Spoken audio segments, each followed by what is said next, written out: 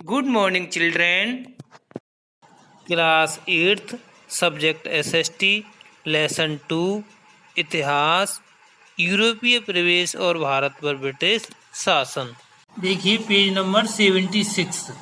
British साम्राज्य विस्तार 1798 से 1809 ईस्वी तक। सन 1789 की क्रांति के बाद नेपोलियन बोनापार्ट का उदय हुआ। इससे फ्रांस काफी शक्तिशाली हो गया। फ्रांसीसियों ने भारतीय शासकों जैसे निजाम तथा टीपू सुल्तान को प्रभावित करना शुरू किया।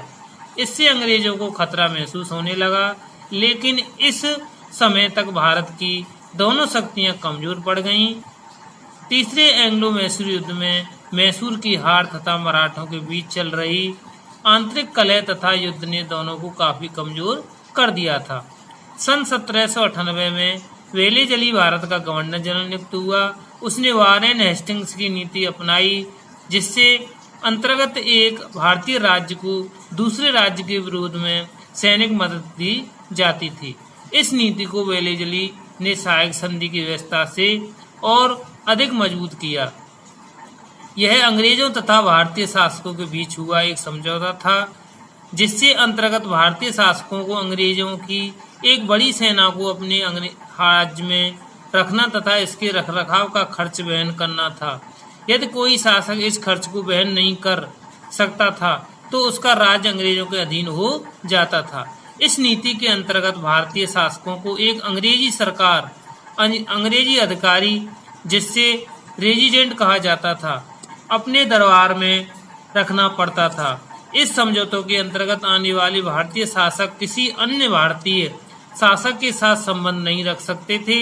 अंग्रेजों की अनुमति के बिना वे किसी यूरोपीय को अपने यहाँ नियुक्त नहीं कर सकते थे। इस समझौते ने अंग्रेजों को अपने राज्य विस्तार में ही मदद नहीं की, बल्कि भारतीय राज्यों से फ्रांसीसियों के प्रभाव को नष्ट करने में भी मदद पहुंचाई। इस समझौते के अंतर्गत आने वाले सभी भारतीय शासक अंततः ब्रिटिशों पर पूरी तरह निर्भर हो गए।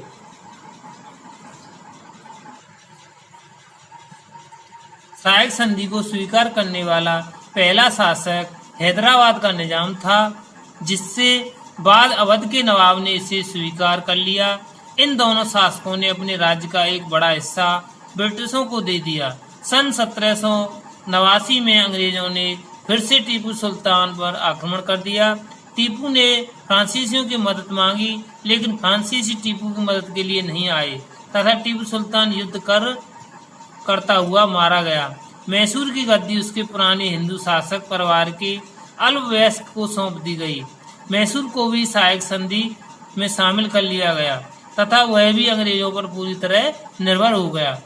इस समय मराठाई एक ऐसी भारतीय शक्ति के रूप में बचे हुए थे जिन पर अंग्रेजों का नियंत्रण नहीं हो सका। इस समय मराठा साम्राज्य 5 सरदारों का एक संघ था, जिसमें पूना पुणे के पेशवा, बड़ौदा के गायकवाड़, ग्वालियर के सिंधिया, इंदौर के होलकर तथा नागपुर के भोसले शामिल थे। पेशवा नाम मात्र के ही प्रमुख थे। ये पांचों मराठा सरदार आपस में शत्रुता कर बैठे थे। सन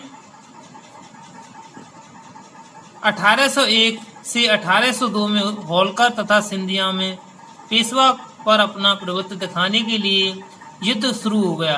पेशवा ने इनसे बचने के लिए ब्रिटिशों का समर्थन मांगा तथा सहायक संधि में शामिल हो गया। ऐसी विकट स्थिति में भी मराठा सरदारों ने आपस में एक होकर अपने शत्रु का मुकाबला नहीं किया। बाद में सिंधिया तथा भोसले एक हुए, लेकिन जब तक बहुत देर हो चुकी थी। मराठा सेना दक्षिण तथा उत्तर दोनों तरफ से पराजित हो चुकी थी। मराठा सरदारों ने शांति के लिए सहायता संधि पर हस्ताक्षर कर दिए। इन पराजयों के बाद भी इंदौर के मराठा सरदार होलकर स्वतंत्र रह गए। इधर कंपनी के लंदन स्थित अधिकारी युद्ध में हो रहे खर्चे से प्रसन्न नहीं थे। वेलेजली को वापस बुला लिया गया तथा उसके उत्तराधिकारी ने होलकर के साथ शांति समझौता कर लिया। वेलेजली के जाने के कुछ ही वर्षों तक ब्रिटिशों ने अपने साम्राज्य विस्तार को रोक दिया तथा अपने जीते हुए राज्यों को संगठित करने में जुट गए, लेकिन फिर साम्राज्य विस्तार की नीति प्रारंभ कर दी गई।